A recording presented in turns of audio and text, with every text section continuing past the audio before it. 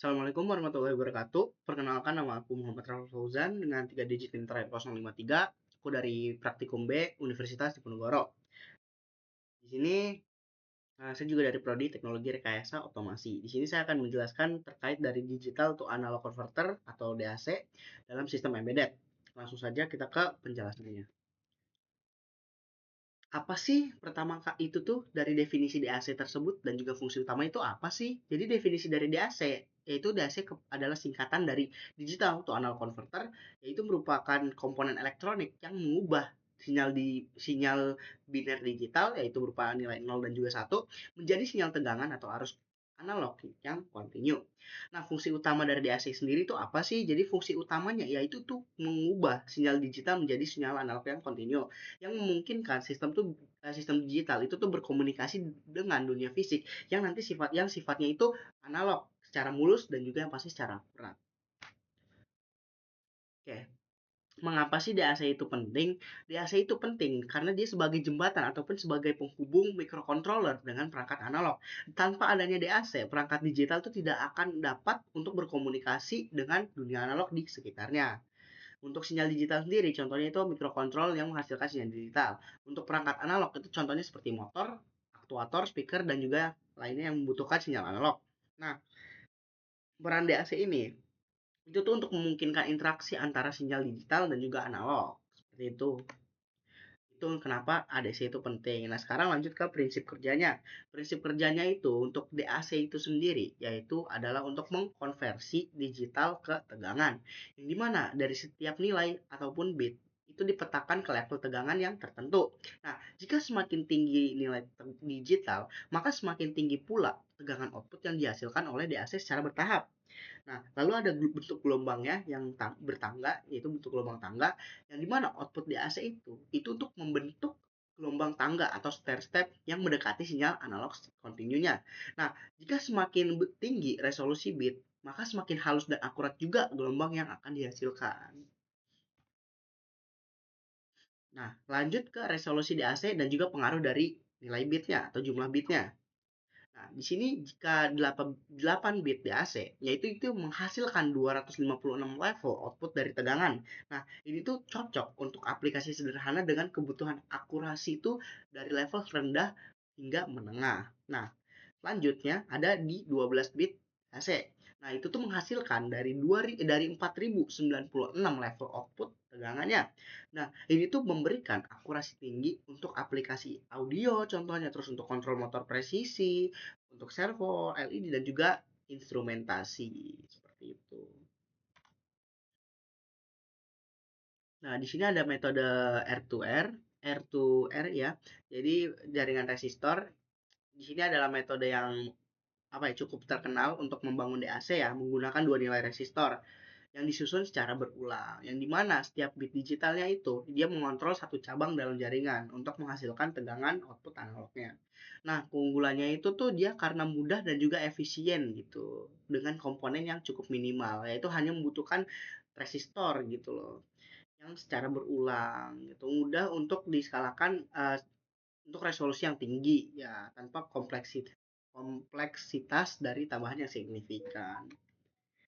Oke, contoh aplikasi DAC itu gimana sih? Jadi DAC itu kan digunakan dalam berbagai sistem embedded untuk mengontrol sinyal analog dengan presisi tinggi. Makanya contohnya itu adalah di kontrol motor, yaitu mengatur kecepatan dan juga posisi motor secara halus.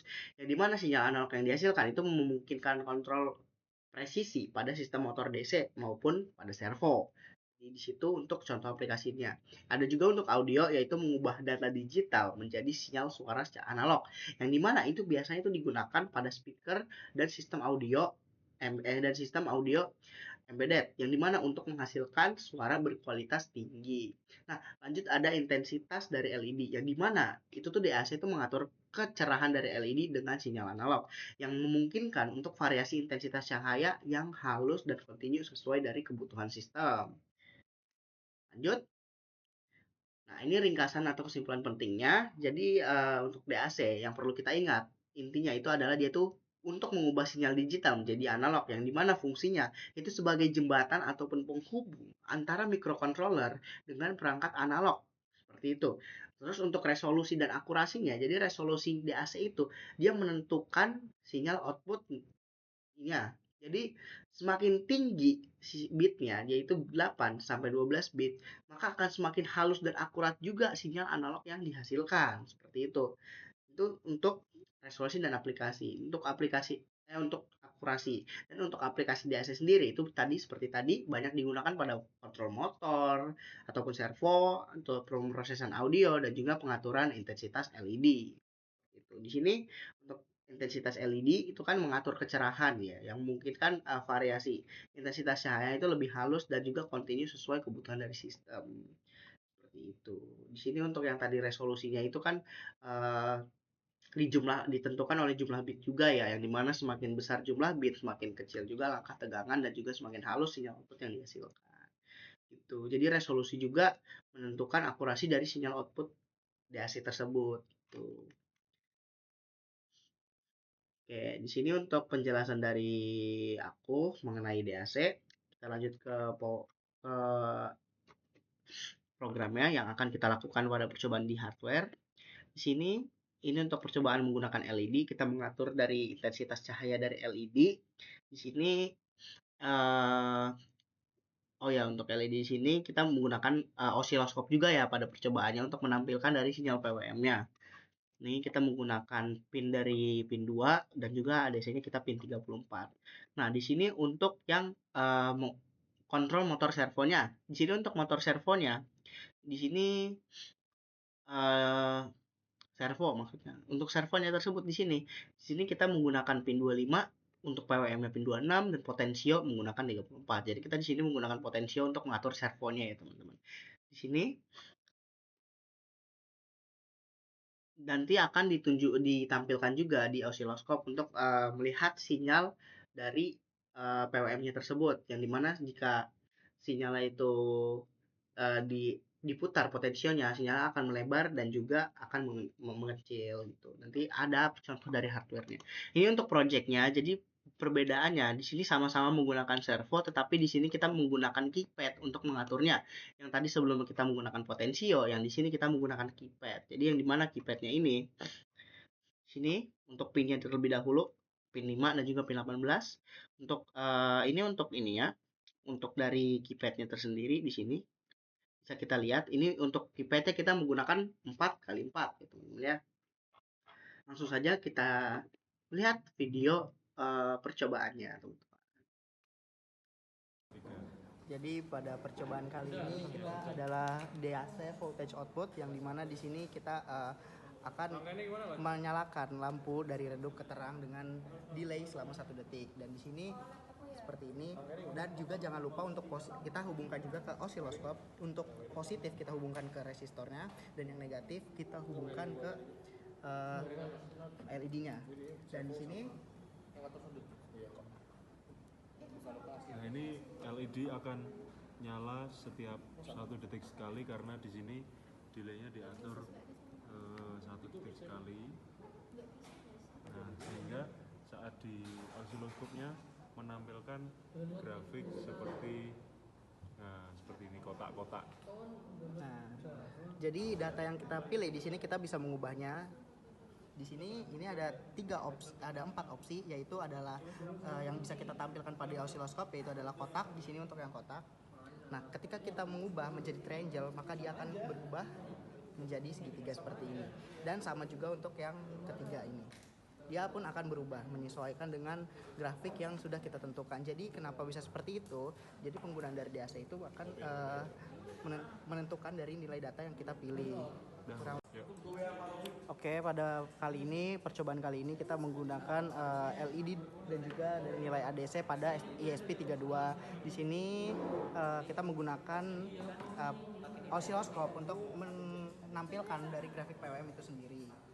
Di sini setelah selesai di running, di sini kan bisa kita lihat hasil dari nilai PWM itu masih 0. Nah, ketika kita putar di sini dengan settingan nilai PWM 25, maka dia akan menampilkan grafik seperti ini. Tapi jika 0, dia akan lurus seperti ini. Jadi PWM itu dia akan mengukur dari lebar dari nilai PWM, gelombang dari PWM itu sendiri. Nah, ini untuk 25, naikin lagi ini untuk 50. 50. Ini untuk 75 dan ini untuk 100. Seterusnya seperti itu. Jadi kurang lebih untuk penggunaan dari LED PWM adalah seperti ini. Oke, pada percobaan kali ini yaitu kita menggunakan motor servo SG60 untuk mengontrol dari sudut, dan juga kita menggunakan microcontroller berupa ESP34. Dan setelah sukses pada program ESP32 maksudnya, lalu pada ini kita menggunakan motor servo, dan juga untuk grafik yang dihasilkan dari osiloskop adalah PWM seperti ini. Dan yang kita atur dari motor ini adalah dari sudutnya, dan akan mempengaruhi dari nilai PWM tersebut juga. Di sini bisa kita lihat, ini serial monitor menunjukkan bukti sebesar 511, dan ketika kita putar dengan sudut 90, ketika kita putar dia akan melebar. Nah, kita putar lagi nih, dia akan, nah seperti ini, kelihatan? Kita putar akan melebar.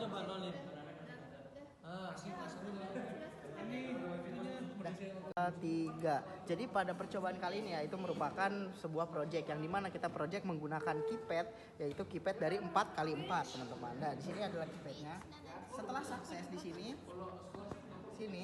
dia akan menunjukkan keypad itu untuk mempengaruhi apa sih? Untuk mempengaruhi nilai dari PWM dan juga dari motor servo itu sendiri. Di sini contohnya. Di sini semisal kita klik, nah dia akan berputar seperti ini. Kita klik lagi. Nah, seperti itu. Sesuai dengan jika kita klik ini, dia akan terdeteksi 90 derajat nih.